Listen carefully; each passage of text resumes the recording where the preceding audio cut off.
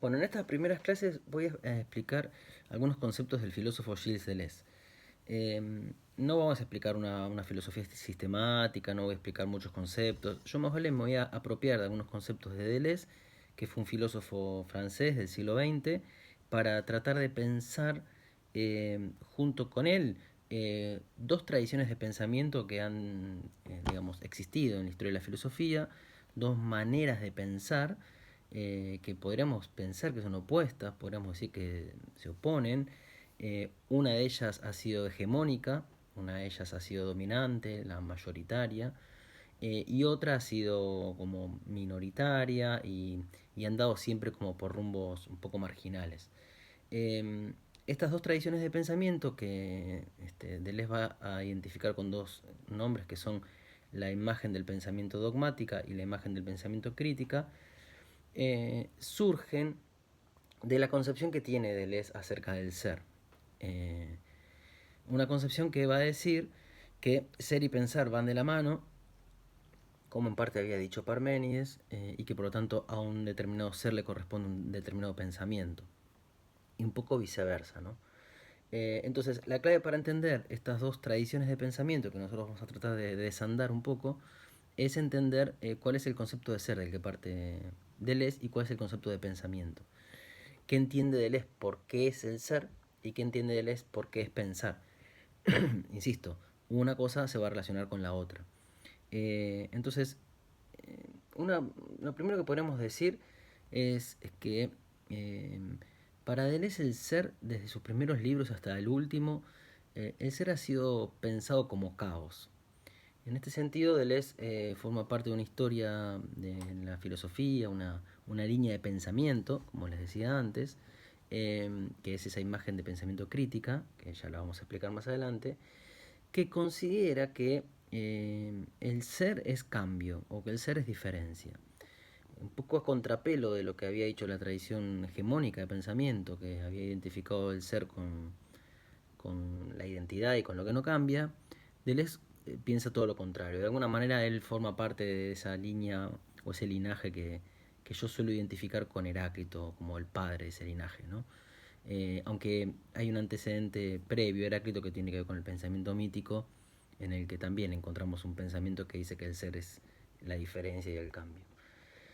Entonces, Deleuze va a partir del ser como caos. Es decir, el ser, la realidad, el fondo último de las cosas, eh, el último estrato de la realidad, lo que verdaderamente son las cosas, o los seres, ya vamos a ver que el término cosa es problemático, es caos, es caos. Es decir, para Deleuze, ser es caos. Ser, o el ser, o la realidad, o la vida también se podría decir, porque al mismo tiempo Deleuze también es de alguna manera heredero de Nietzsche y de cierta concepción vitalista, entonces que piensa el ser como vida. Ser, realidad, la vida, es caos, en primer lugar, es el caos. ¿Y qué entiende Deleuze por el caos? Les voy a citar algunos fragmentos de algunos de sus libros, tal vez los dos grandes libros de Deleuze en donde él aborda directamente el concepto de caos y explica directamente el concepto de caos, porque en muchos de sus otros libros lo va a dar por supuesto, es Diferencia y Repetición, que es tal vez uno de sus primeros libros importantes. Los primeros libros de Deleuze son los que se suelen llamar monografías, que eran libros en los que Deleuze escribió sobre algún autor, ¿no? Está el primer libro que es sobre Hume, Empirismo y Subjetividad. Después tenemos un libro sobre Proust, un libro sobre Kant, un libro sobre Sacher-Masoch, un libro sobre Nietzsche, libros sobre Spinoza. Y después de haber hecho esos libros sobre otros, en donde Deleuze fue como armando de su bagaje conceptual y de su propia concepción ontológica, es decir, del ser de las cosas, él escribe este libro, Diferencia y Repetición, que es en donde está explicado y está expuesta su concepción ontológica, su concepción tanto del ser como del pensamiento. Él después un poco abandona esa línea como de más tradicional de la filosofía de explicar qué es el ser y qué es el pensamiento y se pone a pensar. pero siempre a partir de esa ontología y de esa concepción del pensamiento que había definido en diferencia y repetición. La segunda obra que digo, que es en donde él también habla sobre el caos y sobre el ser, es tal vez casi su última obra, que es la filosofía, que escribió con Félix Guattari, que fue su compañero de tantos libros y de tantas creaciones magníficas, ¿no? Como son El Antiedipo, Mil Mesetas, el libro sobre Kafka. En estos dos libros, de estos dos libros voy a leerles tal vez algunos fragmentitos o voy a explicarles un poco cuál es la concepción que él tiene. Insisto, no voy a hacer una exposición sistemática de Deleuze, no me interesa eso. Me interesa sí definir algunos conceptos que él maneja para después reutilizarlos y reapropiárnoslos para nuestro propio proyecto de pensar la historia de la filosofía como la historia de estas dos imágenes del pensamiento, estas dos tradiciones, que van a no solo a definir al ser de una manera, al pensar de otra manera, sino también a la literatura. Nosotros vamos a tratar de entender a la literatura como expresión de estas imágenes del pensamiento. Voy a empezar con una cita de ¿Qué es la filosofía?, que insisto es uno de sus últimos libros, que dice así: el caos, en efecto, se caracteriza menos por la ausencia de determinaciones que por la velocidad infinita a la que éstas se esbozan y se desvanecen. No se trata de un movimiento de una hacia otra, sino por el contrario de la imposibilidad de una relación entre dos determinaciones, puesto que una no aparece sin que la otra haya desaparecido antes, y una aparece como evanescente cuando la otra desaparece como esbozo. Bien. El caos, para Deleuze, el ser, va a ser entendido como un movimiento que posee una velocidad infinita. Es decir, la primera cosa que hay que entender es que para Deleuze ser es moverse, o es el movimiento, o el ser está en movimiento, ¿no? Como habría dicho Heráclito, bueno, es un flujo el ser, es puro cambio. Pensar puro cambio, pensar que un ser es puro cambio, o que es puro movimiento, implica pensar al movimiento de una manera muy distinta a como se lo suele pensar, que no es que algo se mueve, no es el movimiento de algo, como si yo dijera, bueno, yo me muevo y camino de un lado a otro, pero hay alguien que es el sujeto del cambio del movimiento. Pensar el movimiento puro o el cambio puro es pensarlo como un movimiento sin sujeto, como puro movimiento, no es que se mueve algo. ¿Qué sería un puro movimiento? ¿Qué sería un ser que fuera puro cambio, sin que permaneciera nada en él? Bueno, es una velocidad infinita donde todo se evapora. Porque si es puro cambio, no hay nada que pueda permanecer. O no hay nada que alcance como cierto grado de consistencia que me permita a mí identificarlo o tener cierto grado de permanencia que dice, bueno, hasta acá se formó tal tipo de ser. Un puro movimiento, un cambio constante, es un ser que se evapora permanentemente. Otra manera de pensar esto, otra manera de pensar el caos, además de como velocidad infinita de evaporación, es como un abismo, efectivamente como la tradición mitológica piensa el caos. El caos es un abismo sin fondo, ¿no? Si la metafísica va a pensar que lo real posee un arjé, si la metafísica piensa que la realidad o el ser se definen por ese rasgo que es permanente y que permanece siempre idéntico y que es como un suelo firme a partir del cual las cosas se explican, ese era el concepto de arjé. Esta concepción opuesta a la metafísica, que podríamos llamar esta concepción crítica, entiende que el caos es un ser que no tiene fundamento, es decir, que está desfondado y desfundado. Desfondado porque no tiene fondo, es ilimitado, ¿no? Uno no alcanzaría nunca el fin de ese caos. Y es desfundado porque no tiene principio, no tiene arjé. Desfundado, recordemos que la palabra arjé quería decir fundamento, ¿no? Entonces, desfundado es aquello que no posee un fundamento. Eso es el ser. ¿Qué quiere decir que no posee fundamento? Bueno, que no tiene principio, por ejemplo. Que no tiene final, que no tiene permanencia, que no tiene identidad. Que no es un suelo a partir del cual las cosas se explican. Por el contrario, él mismo es un abismo ilimitado. En ese abismo ilimitado, al mismo tiempo, si decimos que es puro cambio, ¿qué estamos diciendo? Que constantemente es diferente, ¿no? De ahí la idea de la diferencia en Deleuze. Es decir, el caos es la diferencia tomada en sí misma, no la diferencia con respecto a algo, ¿no? Como cuando nosotros, no sé, en esos juegos de la infancia teníamos dos dibujos y uno nos decía encontrar las 7 diferencias. Y las diferencias siempre eran en relación a un modelo. Entonces la diferencia siempre es lo que sigue o lo que se infiere o la desviación o la perversión o la imperfección de un modelo que sería el modelo perfecto. Eso sería una diferencia en segundo grado o una diferencia tomada en relación a la identidad, que es como lo ha pensado la metafísica. La diferencia es ese ser que no es completamente pleno, porque se ha desviado del modelo.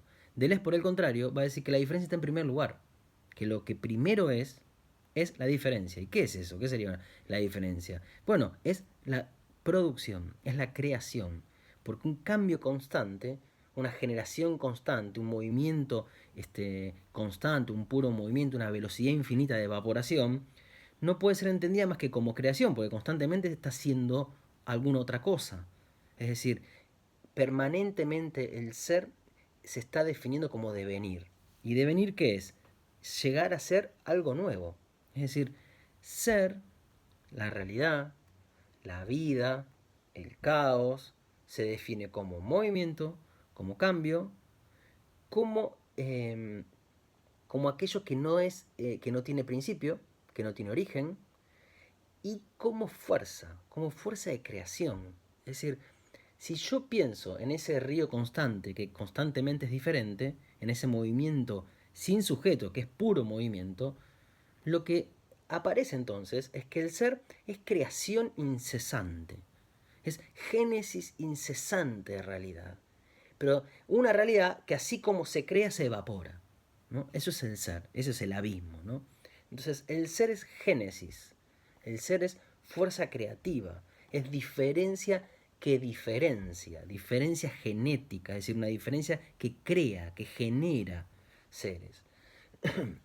Seres que así como llegan a ser se evaporan, ¿no? Es decir, no hay permanencia. En el texto dice, es la imposibilidad de una relación entre dos determinaciones, ¿no? No es que Deleuze va a decir que la imposibilidad de relación es porque que haya dos elementos que están relacionados ya habría como una consistencia. Como acá aparece un ser, acá otros seres se engancharon y ahí se mantienen. Bueno, Deleuze dice en el caos nada se mantiene, todo se desvanece. Eso es importante porque esa creación va a alcanzar cierto grado de consistencia que se van a escapar del caos. Entonces, ese caos que es pura creación va generando seres que uno con el tiempo puede ir identificando. Va creando un orden de realidad que uno puede identificar. Y en última instancia termina de crear una realidad que está compuesta de cosas, ¿no? Cosas, como yo, no sé, tengo un parlante, una cosa, tengo un sujeto que está enfrente de la cosa, y un sujeto que es un cuerpo, que tiene órganos, y este cuerpo siempre funciona de la misma manera, y todos los cuerpos humanos se parecen bastante. Hay como un orden estable, un orden en donde los cuerpos todos se parecen, en donde la creación incesante parece haberse detenido, porque este cuerpo, más que creación, mi cuerpo y el orden de cosas de la realidad, parecen que hay una reproducción, no una creación, ¿no? Mis células, mi propio cuerpo, en un plano al menos, parece ser una reproducción de lo mismo. Bien, según Deleuze, este orden de cosas en donde los seres se los puede identificar como cuerpos o sujetos y objetos que tienen una identidad cada uno en sí mismo y que se reproducen siempre del mismo modo, ¿no? Hay una reproducción, hay como una coincidencia de cada uno consigo mismo, ¿no? Porque mi identidad, ¿qué es? Que coincide siempre consigo misma. Yo cada día soy el mismo, digo, y el objeto también cada día es el mismo. Encuentro que este es el mismo parlante siempre. Este orden es una creación del caos, pero una creación que como tal se ha detenido, se ha detenido. Y cuando empieza a reproducirse, hay estabilidad, hay permanencia, hay una consistencia, pero al mismo tiempo se pierde esa creación incesante. Entonces, esa creación incesante del caos es como si se detuviera. Y entonces el caos, vamos a pensarlo así, el caos es como si se le formaran costras en su superficie. Costras estables, consistentes, que con el tiempo pueden adquirir una identidad. Y eso es el mundo en el que nosotros vivimos. El mundo de la naturaleza, el mundo de la sociedad, el mundo del individuo, el mundo, la realidad, lo que querramos pensar. Son como las costras del caos en donde el movimiento constante se detuvo, en donde la creación incesante se detuvo y se volvió reproducción, en donde esa velocidad infinita está como ralentizada, ¿no? Entonces ahí existe esa realidad, la puedo identificar, hay realidades que se identifican, que yo puedo separar, pero al mismo tiempo ahí es como si la fuerza del caos y del ser se hubieran debilitado, ¿no? Se hubieran como atenuado. Esta es un poco la cierta inspiración también que tiene Deleuze de Nietzsche, ¿no? De pensar el ser como vida, en donde hay el ser se puede presentar de manera vital o antivital, ¿no? Hay formas de ser vitales y hay formas de ser antivitales, formas de ser que afirman la vida y que la potencian, y formas de ser que la niegan a la vida, ¿no? Y la debilitan. Según Deleuze, el orden de la realidad, este plano de realidad en el que nosotros estamos y que está compuesto de cosas y de sujetos y de cuerpos organizados que se reproducen siempre del mismo modo, existe, no tiene nada de aparente, es real, pero es una realidad detenida, es una realidad empobrecida, es la costra del caos, ¿sí? Es la costra del caos. Bien, entonces, esto es el caos para Deleuze, ¿no?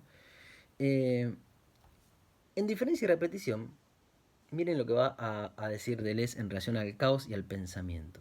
Dice que el caos se opone a la coherencia de la representación, excluye tanto la coherencia de un sujeto que se representa como la de un objeto representado. En el caos, dice, excluye la coherencia de la representación. Y eso implica, excluye un sujeto que se representa y un objeto representado. Tres cosas: sujeto, objeto y representación. En el plano del caos no existen formas ni de sujeto ni de objeto. Son realidades que no han alcanzado la forma de sujeto y objeto. Entiéndase bien, no han alcanzado en un buen sentido, es decir, mantienen la potencia del ser, ¿no? Mantienen ese desborde que desbordaría cualquier forma estable e identificable, porque está la clave un poco, ¿no? Digamos, en el caos, esa fuerza, ese movimiento incesante, no produce seres que yo puedo identificar, seres estables, porque es pura creación, porque desbordaría y haría estallar cualquier forma identitaria. Para que haya un ser con forma identitaria, ese movimiento se tiene que detener de alguna manera. Hay que eliminarlo, hay que frenarlo. Hay muchas maneras de hacer eso. Hay procesos biológicos que hacen eso o procesos sociales que hacen eso, ¿no? Los agenciamientos de poder que fijan al ser, por ejemplo, ¿no? Entonces, en el caos, el ser, esa forma de ser, no tiene forma ni de sujeto ni de objeto. Después lo vamos a ver, son intensidades, son variaciones, son expresiones del caos. Pero ahí no hay todavía ni sujetos ni objetos. Y por lo tanto tampoco hay representación. ¿Qué quiere decir esto? Bueno, que yo el caos no lo puedo representar. Yo no puedo decir el caos es esto. ¿Representar qué quiere decir? En principio, vamos a seguir hablando bastante de la representación en toda esta materia, pero en principio vamos a decir que la representación se da cuando se da la triple coincidencia, o la Santa Trinidad, podríamos decir, ¿no? La triple coincidencia, que tiene que haber un sujeto que coincide consigo mismo. Yo soy yo y sigo siendo siempre el mismo. Un sujeto, lo que la filosofía va a entender como sujeto, ¿sí? Es un ser que puede estar definido como por una conciencia, por un entendimiento, por alguna facultad de conocimiento, o por muchas facultades, y que lo que van conociendo las distintas facultades de ese sujeto, de esa persona, siempre coinciden, ¿no? Si yo tengo el parlante acá, lo que mis sentidos me transmiten de este objeto, la vista y el tacto, ya tengo dos sensaciones distintas de este objeto, lo que mi recuerdo me puede traer cuando no lo veo más, entonces la imagen que yo recuerdo de ese parlante, la idea que puedo tener o el concepto que tengo del parlante, son todos conocimientos de distintas facultades que se van uniendo. Y eso ocurre porque son todas facultades de un mismo sujeto. Es el mismo sujeto el que piensa, el que imagina, el que recuerda, el que siente, etc. Al mismo tiempo, hay un objeto que siempre es el mismo, porque este parlante lo reconozco como el mismo parlante que está ahí y que sigue siendo lo que es. Y yo mañana lo encuentro y es el mismo parlante. Eso es la idea de un objeto. Digo, no hay nada raro en todo lo que estoy explicando, porque como entendemos nosotros a la realidad, nosotros entendemos que hay personas y cosas, no hay sujetos y objetos, y esos sujetos son siempre los mismos y los objetos son siempre los mismos. Los mismos que quiere decir que cuando tengo un objeto es el mismo, en sí mismo es el mismo, no va cambiando. Lo que va cambiando pueden ser aspectos accidentales de su ser, pero el ser del objeto es el mismo, como mi ser es el mismo. Coincidencia del sujeto consigo mismo, coincidencia del objeto consigo mismo, y la tercera coincidencia es la del sujeto con el objeto mediante la representación. La representación que es esa imagen que coincide entre el objeto y el sujeto. Es la triple coincidencia misma, la representación. Entonces, del caos yo no tengo representación. Yo no puedo tener un conocimiento del caos, como se suele decir. Tampoco es que el conocimiento del caos es el conocimiento que un sujeto en tanto sujeto puede tener. Después vamos a ver cómo nos ponemos en contacto con el caos, pero no diríamos que es un conocimiento en el sentido tradicional. Es decir, en una imagen que un sujeto se hace de un objeto. Porque en el caos no hay ni objetos ni sujetos. No es un objeto el caos. Para ser un objeto tendría que ser algo identificable, que coincide con lo que es permanente, y el caos no es eso, el caos es puro cambio. Bien, entonces no hay. Después vamos a ver entonces cómo conozco el caos o cómo tengo contacto con el caos si no es mediante ese conocimiento tradicional.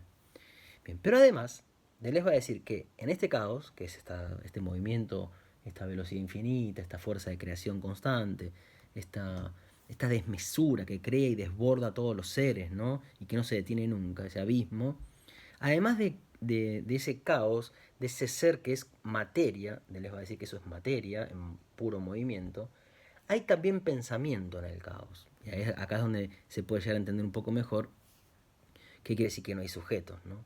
No solo que la materia no tiene la forma de un objeto, el caos no son cosas, no son objetos desordenados. El caos es materia en movimiento, materia creativa. Pero además, o si no también, ahí hay un pensamiento en el caos, que ya sabemos, tampoco es un pensamiento del orden de un sujeto, no es lo que piensa un yo, lo que yo pienso, o el pensamiento, una conciencia de una persona. En el caos todavía no hay personas. Aparecerá una persona como aparecerá un objeto cuando ese caos se endurezca, cuando el movimiento se detenga, cuando la consistencia se vuelva tan consistente que se frena, como si se enfriara, ¿no? Son formas frías de ser, ¿no? En el caos hay materia en movimiento y pensamiento que es igualmente movimiento, porque va de la mano. Entonces, dicen Deleuze y Guattari en qué es la filosofía. Pensar y ser son una única cosa. O mejor dicho, el movimiento no es imagen del pensamiento sin ser también materia del ser. Materia del ser. El pensamiento es materia del ser. Cuando surge el pensamiento de Tales, es como agua que retorna. Tales, ¿no? El primer filósofo. Cuando el pensamiento de Heráclito se hace pólemos, se hace guerra, es el fuego que retorna sobre él. Hay la misma velocidad en ambas partes. Agua, fuego, ¿no? Ahí está la materia. El átomo va tan deprisa como el pensamiento, ¿no? El plano de inmanencia tiene dos facetas, como pensamiento y como naturaleza. El plano de inmanencia es ese caos que estaba hablando. Es materia y es pensamiento, como si fueran las dos caras. Physis y como nous. Physis, naturaleza, nous, pensamiento. Es por lo que siempre hay muchos movimientos infinitos, entrelazados unos dentro de otros, plegados unos dentro de otros, en la medida en que el retorno de uno dispara a otro instantáneamente. De tal modo que el plano de inmanencia no para de tejerse gigantesca lanzadera. Volverse hacia no implica solo volverse, sino afrontar, dar media vuelta, volverse, extraviarse, desvanecerse. Todo eso es el pensamiento para Deleuze, ¿no? ¿Qué es pensar? Bueno, el pensar es algo que acontece en la materia. Yo a veces explico que se puede pensar que la materia, que es puro cambio, cuando se afecta a sí misma, cuando la materia se roza consigo misma, que eso sería cuando la materia se pliega, ¿no? Entonces la materia se está tocando a sí misma, ese pliegue, ese roce, ese encuentro de la materia consigo misma genera un efecto que es el pensamiento. De tal manera que el pensamiento es como la conciencia de la materia. la conciencia de la materia en movimiento. Y por lo tanto el pensamiento se mueve tanto como esos movimientos de la materia que lo provocan. Miren lo que digo, pensamiento o conciencia se puede hablar de una materia que no es ni un objeto y pensamiento que no es un sujeto. Es una materia preobjetiva y un pensamiento presubjetivos. Una materia y un pensamiento que forman como un campo. En el caos, que es un abismo, lentamente se va a formar como un plano, como un cuadrado, como un plano con relativa consistencia, en la que se va a formar algún tipo como de movimiento entre el pensamiento y la materia. Como si se generara una especie de curvatura en la materia que hace que ahí haya un movimiento, que continúa el movimiento, pero es un movimiento que en donde la materia y el pensamiento quedaron entrelazados de tal manera que empiezan a dar alguna consistencia y empieza a crearse el mundo, a un determinado movimiento de la materia. Es como si la materia adquiriera un gesto. Y el pensamiento también, ¿no? El pensamiento, que también se evapora tan rápido como la materia, también es como si tuviera un gesto. Entonces, el caos, que es materia en movimiento, ahora sabemos que es materia, pero que es pensamiento también. Que la materia, cuando se mueve, genera pensamiento. Todavía no sabemos qué es eso, pero es pensamiento. La dificultad de entender esto no tiene que ver tal vez con entender el concepto del es, sino con que tenemos que ir en contra de nuestra cabeza, que está formada justamente por una concepción del ser y el pensamiento que no tienen nada que ver con esto. Para nosotros el pensamiento es lo que está en mi cabeza. Y Deleuze dice, no, el pensamiento está en la materia. La materia piensa. Claro, nosotros pensamos, porque somos materia, pero somos una materia que se ha organizado, que ha alcanzado un orden, que alcanza una permanencia, una consistencia fría, que tiene este organismo que se reproduce del mismo modo y que hay un pensamiento que se corresponde con ese orden y ese cuerpo organizado, que es mi pensamiento. Pero antes de llegar a esa materia fría, el caos es materia y es pensamiento, en donde no hay sujetos. ¿Sí? ¿Qué es? ¿Qué es el pensamiento? Bueno, es que la materia se vuelva sensible. La materia se ha hecho sensible a sí misma. Es como si la materia se sintiera. Y acá viene algo muy importante y voy cerrando este primer bloque. Para Deleuze, el pensamiento no es lo mismo que el conocimiento.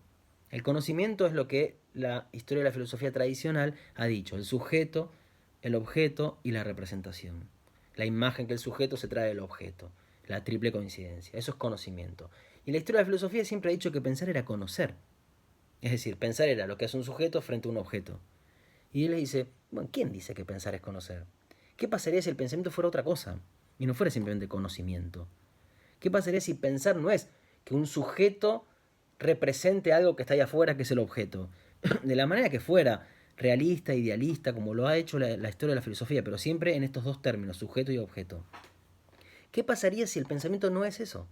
¿Qué pasaría si el pensamiento fuera la sensibilidad de la materia? Que pensar propiamente tiene que ver con el movimiento creativo de la materia. Y por lo tanto el pensamiento también es creativo. Es como si yo le dijera, pensar es pensar lo nuevo. Pensar se da cuando hay novedad. ¿Por qué? Porque es cuando la materia se mueve y cambia. Eso era la novedad, ¿se acuerdan? Entonces, el pensamiento es ese devenir sensible de la materia. Ahí hay pensamiento. Entonces miren cómo en diferencia y repetición define el pensamiento de Deleuze. Dice, eh, Deleuze cita en diferencia y repetición a un texto de Platón, en donde Platón dice lo siguiente, miren, hay en las percepciones ciertas cosas que no invitan al pensamiento a examinarlas, porque la percepción basta para determinarlas. Pero hay otras que lo llevan a comprometerse por entero en ese examen, en la medida en que de la percepción no surge nada sensato. De la percepción no surge nada sensato. Evidentemente habla de las cosas que no aparecen a distancia y de las pinturas en perspectiva. No has comprendido de ningún modo lo que quiero decir. Ahí está hablando Sócrates, ¿no? ¿Qué es esto? Hay cosas, hay percepciones que no generan nada. Por ejemplo, si yo les digo, bueno, ¿qué están percibiendo ahora? Ustedes están percibiendo ahora que, no sé, hay un barquito. Ahí no genera nada. Ahora, hay percepciones o hay sensaciones, y acá viene un concepto clave de Deleuze, hay sensaciones que nos estimulan, que no es tan simple como decir yo percibo algo y lo identifico. Y eso no me genera ninguna. Ustedes ven acá el parlante, lo identifican Y el conocimiento, ¿qué es? Es la identificación de las cosas que están ahí afuera. Y no los conmueve. Ahí no hay conmoción, ahí no hay vibración, ahí no hay afectación. Es importante esta palabra, afectación. Dije que la materia se afectaba a sí misma, ¿no? Y que el pensamiento era la afección de esa materia. Entonces, si yo digo, represento el parlante, lo identifico, en esa operación que un sujeto hizo con un objeto, ahí no intervino nunca digamos, la afección, el movimiento, la sacudida. Intervino la coincidencia. Y para él pensar es la afectación de la materia. Entonces dice, este texto, ahora sí habla de Deleuze, este texto distingue pues dos tipos de cosas, las que dejan al pensamiento tranquilo y, Platón lo dirá más adelante, las que fuerzan a pensar. Para Deleuze, la historia de la filosofía se divide entre una imagen del pensamiento dogmática que dice que el ser es lo idéntico y que existen sujetos y objetos y que el sujeto conoce el objeto. Y en esa triple coincidencia se da un pensamiento que nos deja tranquilos. El mundo es como esperábamos que fuera. No hay nada nuevo, no hay nada raro, no hay nada que nos descoloque. Deleuze dice, fantástico con ese conocimiento, pero ahí no hay pensamiento. Porque el pensamiento es afectación, es vibración, es sacudida, es que nos pase algo. Entonces dice Deleuze. Bien. Dice, a esos conocimientos que no nos provocan nada y que más vale nos dan una tranquilidad, entonces el mundo es como pensamos y el mundo tiene como ciertas garantías y me tranquiliza, dice Deleuze. Todas esas, todas las verdades de esta naturaleza son hipotéticas, ya que son incapaces de hacer nacer el acto de pensar en el pensamiento. Cuando yo digo, acá está el parlante, cuando yo digo, la Tierra gira alrededor del Sol, cuando digo todos esos conocimientos que la filosofía y la ciencia nos devuelven, esos conocimientos no provocan el acto de pensar, no provocan el pensamiento en el acto de pensar, no hacen que emerja, que surja pensamiento. Dice, les falta un sello, el de la necesidad absoluta, es decir, el de una violencia original ejercida sobre el pensamiento, el de una extrañeza, el de una enemistad, que sería la única cosa capaz de arrancarlo de su estupor natural. Es una violencia que nos saque del estupor natural, es el estupor que es cierto embotamiento que es en el que vivimos, el embotamiento que es ese orden de reproducción de lo mismo. Bien, pensar acontece cuando hay una afectación que nos saca de ese estupor. Eso es pensar. Bien, dice que sería la única cosa capaz de arrancarlo de su estupor natural o su eterna posibilidad. No hay más pensamiento que involuntario, tanto más necesario absolutamente que nace por fractura de lo fortuito. En el mundo, lo primero en el pensamiento es la fractura, es la fractura. ¿Y eso qué es? Más adelante va a decir, es cuando acontece el encuentro, que sería el pliegue de la materia. Cuando hay un encuentro es cuando hay fractura, cuando algo nos conmueve, cuando algo nos sacude, algo que no necesariamente puedo identificar qué es, pero sí lo siento. Y entonces ahí estoy pensando propiamente. Cuando yo siento algo, cuando algo me conmueve, cuando algo me arrastra, cuando algo me supera, y ahí estoy pensando algo que escapa al mundo de lo conocido, al mundo de la reproducción. Pensar tiene que ver con eso. Ahí hay pensamiento. Entonces, caos, el caos es el ser, que es materia y pensamiento entrelazados. La materia se afecta, genera esa conciencia que va recorriendo la materia, y esa materia y pensamiento van a formar como dos gestos, dos tendencias. Por un lado, el pensamiento y la materia se van a ir cancelando y se va a formar el mundo de la representación, que es este mundo de las cosas que uno identifica, donde hay sujetos y objetos. Y por otro lado, el caos se mantiene como movimiento, en donde el pensamiento siempre es pensar la novedad. Pensar es pensar lo nuevo. Pensar es pensar lo que nos afecta. Bien. Primera clase de Deleuze y el caos.